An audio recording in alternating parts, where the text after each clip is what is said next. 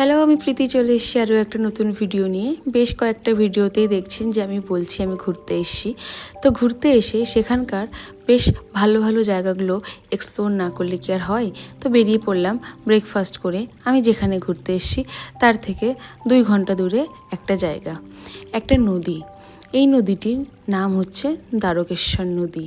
এই দ্বারকেশ্বর নদী বাহিত হয়েছে সাউথ ইস্ট থেকে পুরুলিয়া বাঁকুড়া হয়ে ঘাটালে এসে মিশেছে শিলাবতী নদীর সাথে। দেখুন আশপাশটা কি সুন্দর লাগছে। এইখানটার ভিউটা এনজয় করার জন্যই 2 ঘন্টা রাস্তাটা অতিক্রম করে এসেছি। সত্যি এরম জায়গায় আসতে কার না লোভ হয়, আর যেখানে নদীর এত কাছাকাছি আসা যায়। বর্ষাকালে কিন্তু এর রূপই ভয়ঙ্কর।